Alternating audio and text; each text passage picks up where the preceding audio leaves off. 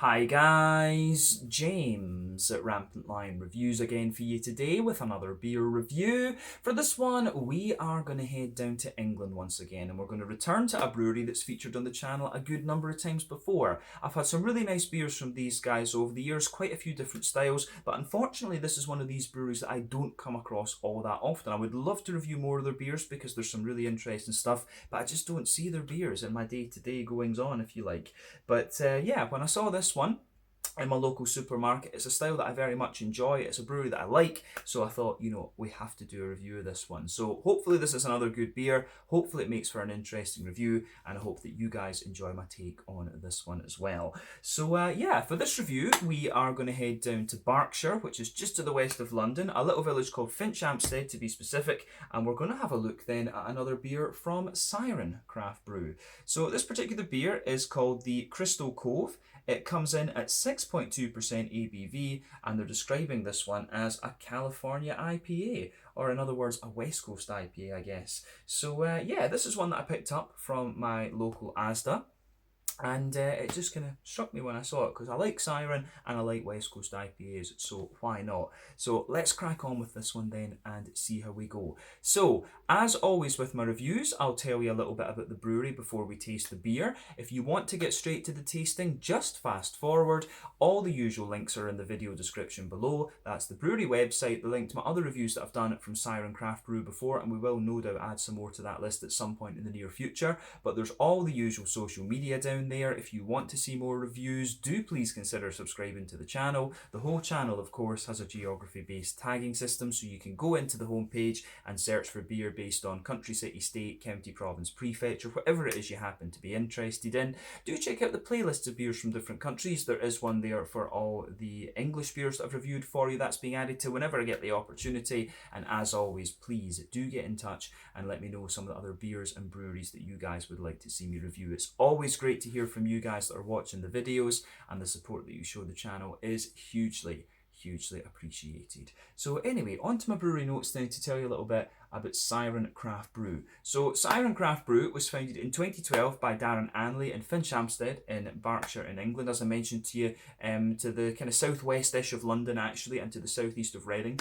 The village that is, but he had previously been in the tech industry but was an avid home brewer on the side, and he worked on most of his recipes prior to establishing the brewery. But the initial beers were completed recipe wise in 2010, but they were only bottled in 2013, with the first beer being the Maiden Barley wine, which was actually the last one I reviewed from this brewery. That came through the Tidferig assortment in Sweden, and that was about a year ago that I filmed that review actually. But beautiful beer that I highly recommend that you try, and it's always a little bit different every year.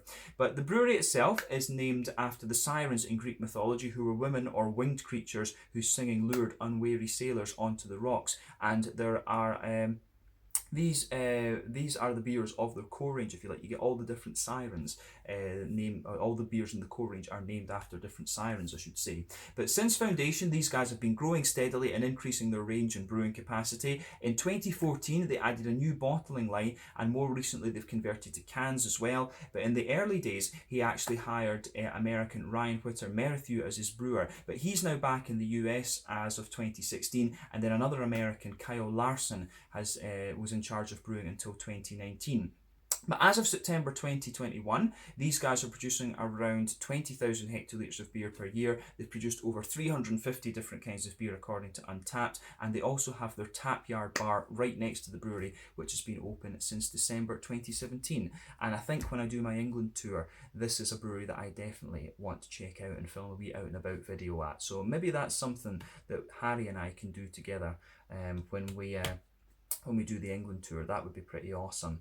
But yeah, that is all I can really tell you about Siren Craft Brew for the moment. As I said, a very well established craft beer name in England, and one of the ones that I would highly recommend you try if you get the chance. You can try the Siren series, of course. You can try some of their regular releases, and of course I would recommend that you try the Maiden. That was a beautiful barley wine, in fact. So yeah, that's that's all I can really tell you about these guys for the moment. So if you want to learn more, you can check out the brewery website. You can follow them on Facebook and Instagram to keep up to date with all the latest goings on. And you can check out the Rate Beer, Untappd and Beer Advocate pages to learn a little bit more about all those different beers that they've done.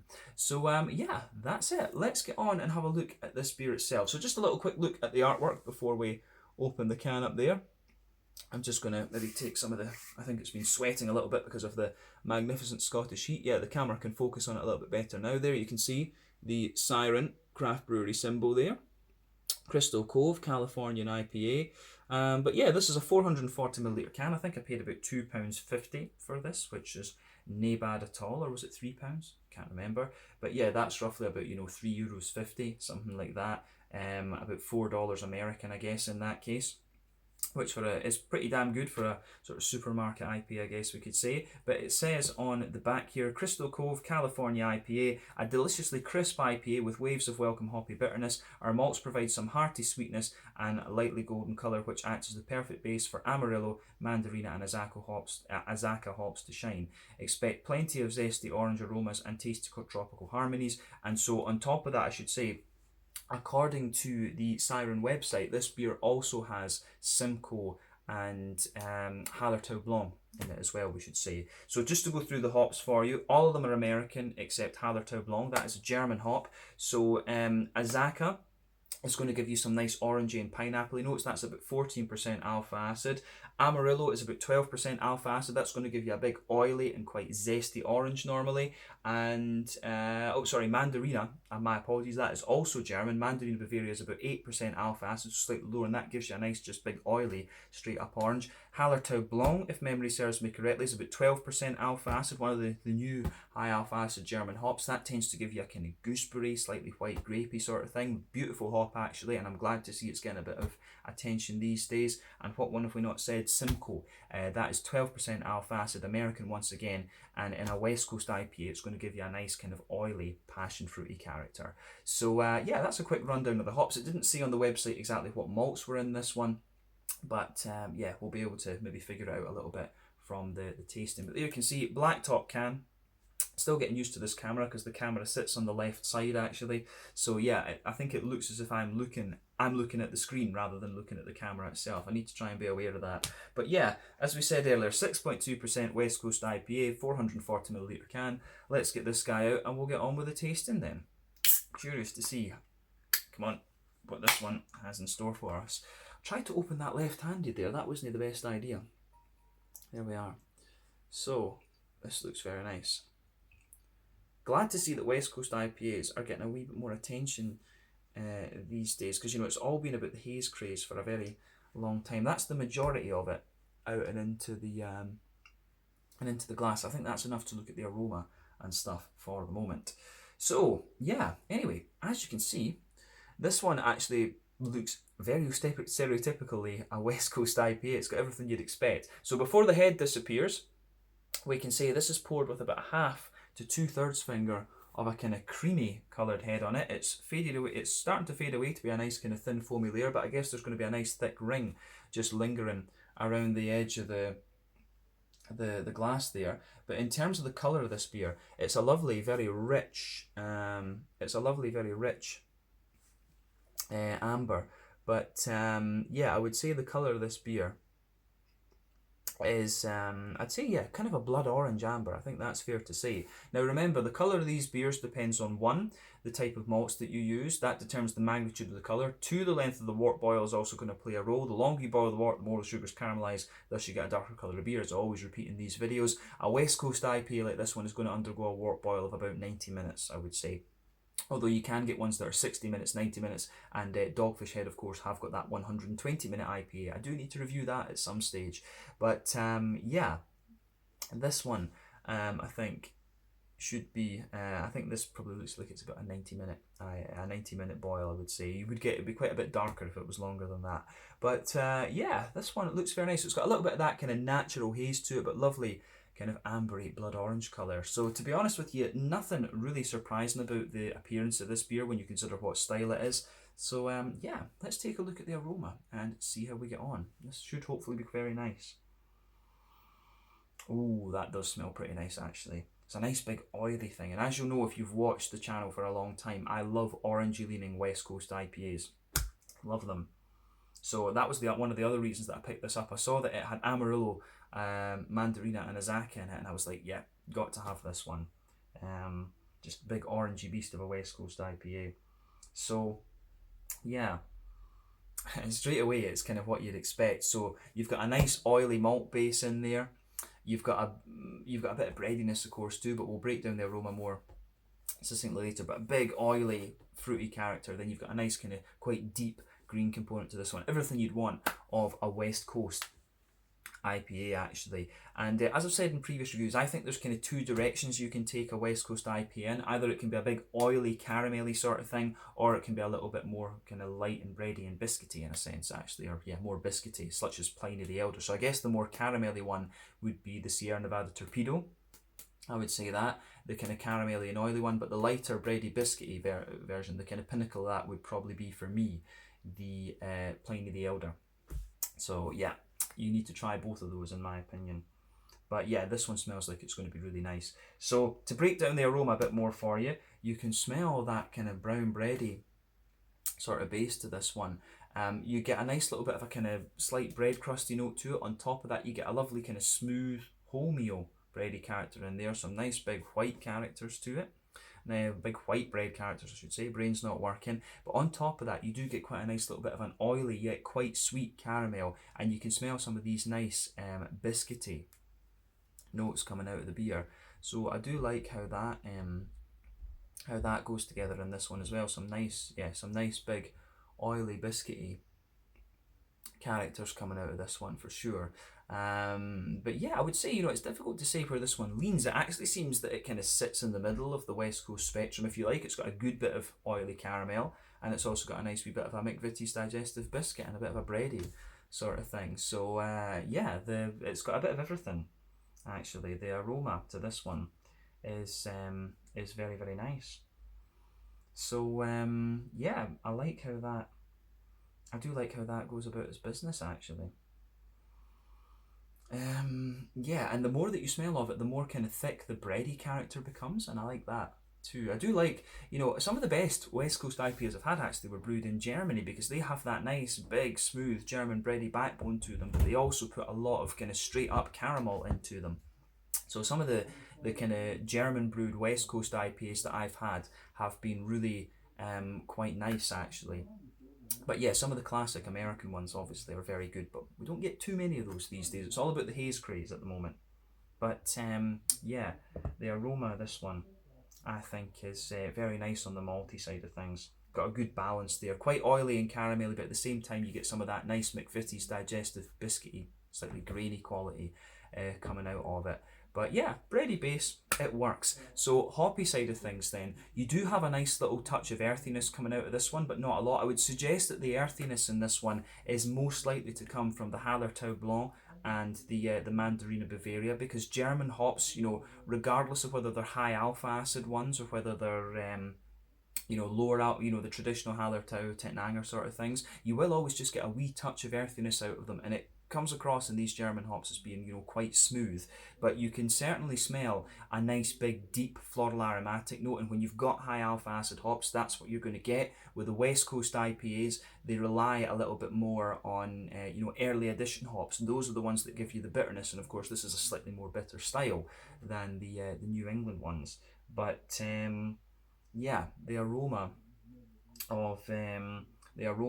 on the hoppy side of things is nice. A very deep floral aromatic sort of thing to it, but it's got a wee bit of brightness and a wee touch of spiciness as well. Some lovely brighter kind of grassy notes to it as well. Lovely kind of citrusy, zesty kind of thing, and also a little bit of a smooth earthiness as well. So I really like how the green component of this beer goes together. When it comes to the fruity side of things, as I said earlier, it's a big oily kind of beast of a beer, this one. You've got that nice big you've got a nice mix of oranges in this one. You can smell the deeper, more oily orange from the Amarillo, and also from the Mandarina Bavaria in this one, but at the same time you get a bit of a sharper, more zesty orange, which is probably the Azacca and the Amarillo kind of combining in this one. So it's all about the orange, this beer. You do get one or two other things. You can smell a wee bit of the gooseberry character, I guess, from the Hallertau Blanc in this. You do get a little bit of that, but it is all about the big orangey, oily characters. There's one or two wee tropical undertones, a wee bit of, I don't get so much passion fruit, but I get a wee teeny hint of like a mango,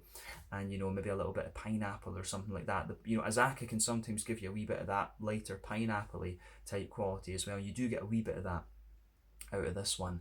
But yeah, the aroma of this one on the fruity side of things is pretty nice, and what I hoped it would be from the hops. So yeah, let's get the rest of this guy into the glass then and see how we go.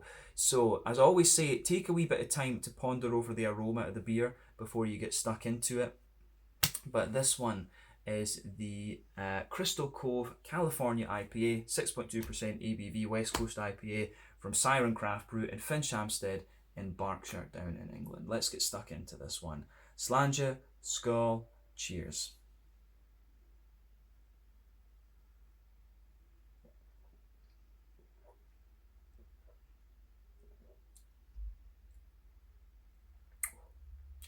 That is pretty nice. A wee bit more bready. First impression is that it's a wee bit more bready than I thought it was going to be.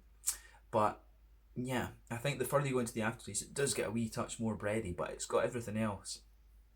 It's got everything else about it as well. So this one is a typical kind of European brewed West Coast IPA, if that makes sense. Slightly softer in its bready character. I would say that the American ones, you've got a few malts that they use over there. It's Crystal and Turo that they often use in the American West Coast IPAs, and our malts over here that we have, I think, just feel a little bit kind of thicker, if you like, a little bit kind of fluffier, whereas the American ones are just a little bit more kind of crisp in a sense.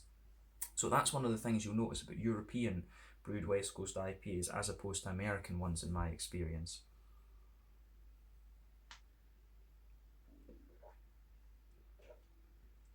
But yeah, this is nice actually. It's a solid West Coast IPA.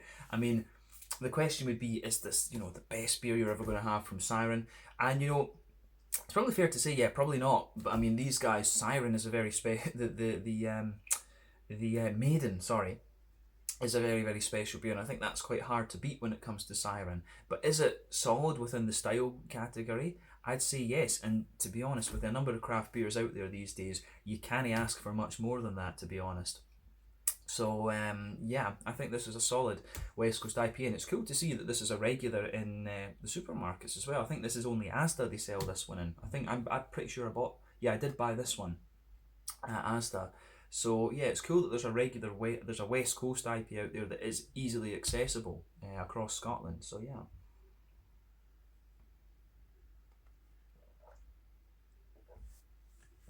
But yeah, let's try and break down the flavour of this one for you then, and see how we go. Yeah, so straight away, middle third and back third of your palate, there's a nice kind of, as we say, there's a nice kind of brown bready one. Then you've got that nice kind of McVitie's, well, not McVitie's digestive biscuit, that comes out later, but you get that nice, you get a slightly bread crusty note there, a little bit of a more kind of grainy bread crusty quality. That goes right across the middle third of your palate and the back third of your palate. On top of that, brown bread. There's a wee bit of a kind of brown bready layer, and then on top of that, I'd say the brown bready layer is a little bit thinner, but then on top of that, you get a more dense kind of white bready quality out of this one. I'm wondering if this has a bit of wheat in it. Does it say? No, just regular barley malt.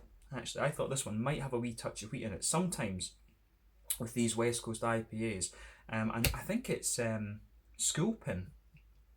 If I remember rightly, Sculpin, I think, might actually have a little bit of wheat in it.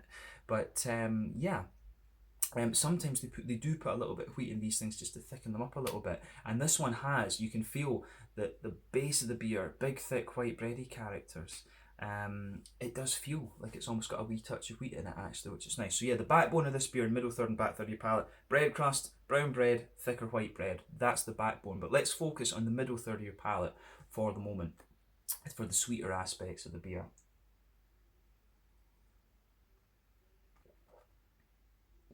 So in that middle third of your palate, you can feel at either end there's a wee bit of a slightly stronger bread crusty quality, but then in the middle of that middle third of your palate, you can feel there's a nice kind of oily circle, if you like, that's where you get the brown sugary elements to the beer. So sitting on top of the white bread, you can feel there is a nice little, if you go to the dead centre of your palate, you've got a kind of circle of quite a concentrated caramelly character, but as you move further out from that, it gets a little bit more biscuity like, and it becomes a little bit more like a kind of McVitie's digestive sort of thing.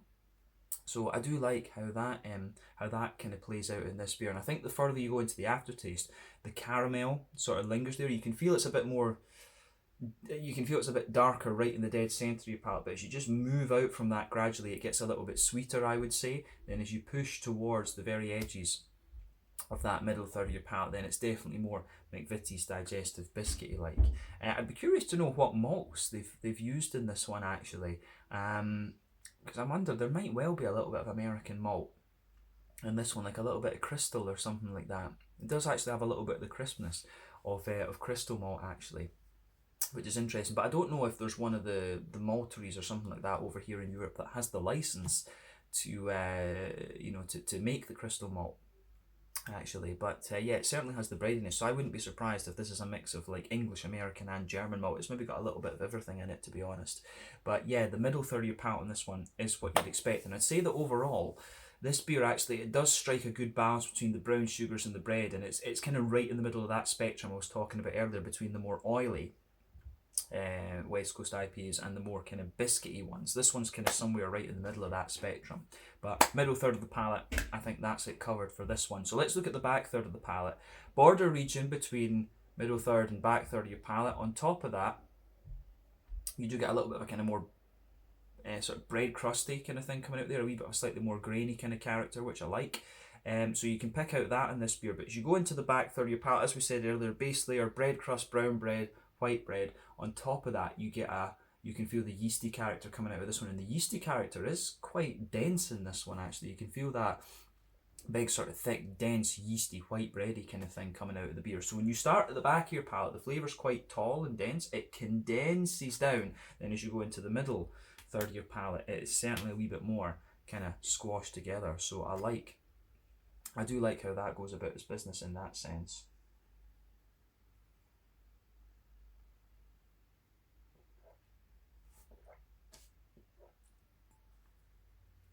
So yeah, I'd say that overall, the malt base is nicely done in this one, and I think it's sort of it gives you everything you would want from the West Coast IPA, to be honest with you. So I do like how this one is coming across actually. So it gets a thumbs up in that regard. I would say this one, I think in terms of the condition, this is the other thing we need to talk about with these beers, with the supermarket ones, is the condition. I think this one's actually in okay condition. I think this might be just going from the flavours that come out of this one. I think this beer is maybe about 2 to 3 months old, so it's not at its freshest, I would say that, and you can tell a wee bit from the kind of smoothness of the hops and things in this one. It's not at its absolute prime, but it still holds up pretty nicely actually. But I do think that the supermarkets have to look at putting coolers in for the craft beer section in the booze aisle. They need to start looking at how to look after the beers a bit better. That might put a little bit more cost on the craft beers, but to get them a bit fresher and in better condition, I think that's not a bad thing, to be honest with you. But yeah, in terms of the hoppy side of the beer, then we've covered the malty side quite well. In the back corners of the palate, you do get a wee bit of that kind of smooth German earthiness that I was talking about earlier. But as you move further forward, you get a nice kind of deep floral aromaticity taking over, and as you push towards the front corners of the palate, it's definitely a little bit more kind of you get a little touch of spiciness out of this one. But I'd say the green component is quite dank in a sense and quite deep, but round the front curve of the palate, it's a little bit lighter and grassy, and I would say that it's a kind of wet, leafy grassiness that you get out of this one rather than being really zesty. So yeah, the green component of this one feels quite deep, but as I say, you can tell this beer is not at its prime freshness, but when it's a supermarket beer, that's one of the risks that you run, to be fair. But yeah, green component I think suits the rest of the beer for sure.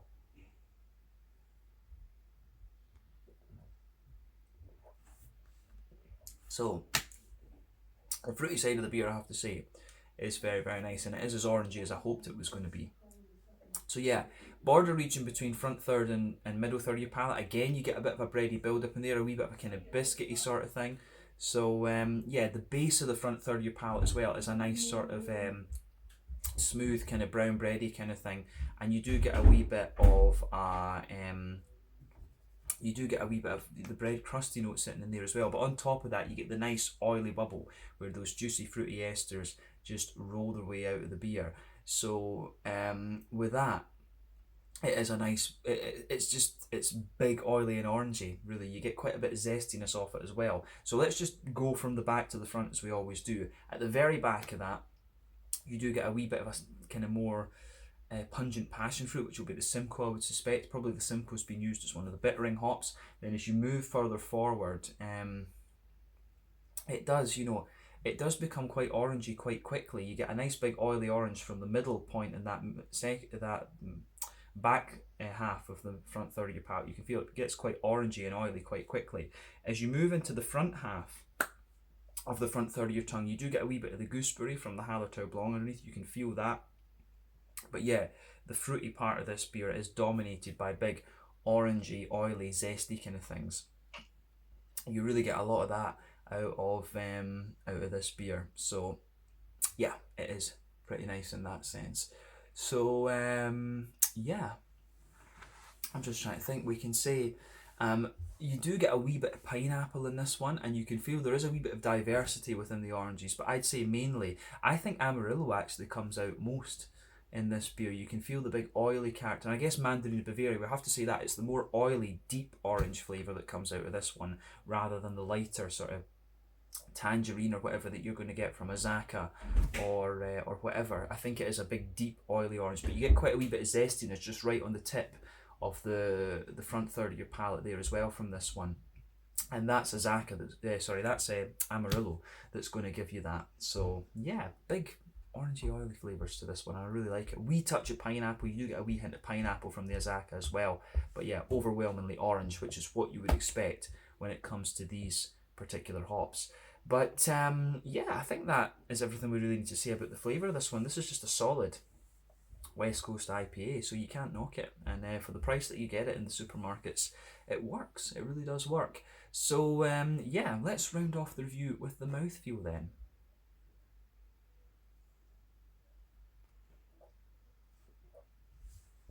So I would say this one is mid to top end of mid-bodied. The carbonation is smooth. It's got a nice kind of slick, oily mouthfeel to it, which I do really quite like. So yeah, nice slick, oily mouthfeel to it. I would say, what can we say about this? Yeah, nice kind of slick, oily mouthfeel to it. And I would say it just, it's kind of what you'd expect. I think the mouthfeel is a little bit more akin to the likes of the Torpedo rather than the Pliny the Elder, to be honest with you. I'd say this is one of the more oily West Coast IPAs I've had. But yeah, as we said, malt base in this one has a bit of smoothness to it, a wee bit of graininess and a bit of sweetness and biscuity character. I think that goes together really well in terms of hoppiness and things like that. I think this one maybe is about 50 or maybe 60 IBUs. It's not the most bitter one you're going to come across, but remember, since the rise of the New England IPAs, if we can call it that, the bitterness of these beers has come down a little bit. So I think this one is probably about 50 IBUs. But remember, my IBU counts are my weakest point of beer reviewing, so always take those with a pinch of salt.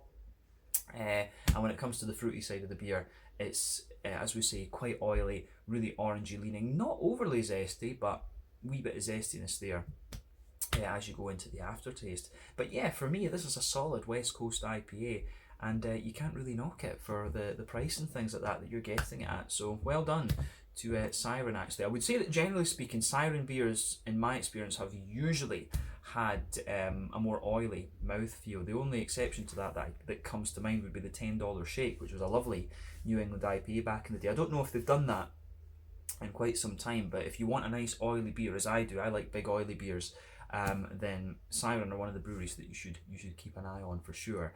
So yeah, I think we can leave it at that for this review. This one was the Crystal Cove, a California West Coast IPA, whatever you want to call it, 6.2% ABV, from Siren Craft Brew in Finchampstead in Berkshire. Really enjoyed this one. So yeah, thank you again for watching my beer reviews. Until the next time, please like, subscribe, share, all the usual YouTube stuff. Let me know your own thoughts on this beer in the comments section below. Let me know what your favourite beers are from Siren Craft Brew as well. And we will return to these guys at some point soon. And just when we're at the end of the video, I realised I filmed this just in regular HD instead of 4K. So I annoyed at myself for that. I need to switch the camera back. But thank you for watching, and I'll catch you guys on the next one. Slàinte, skål, and cheers.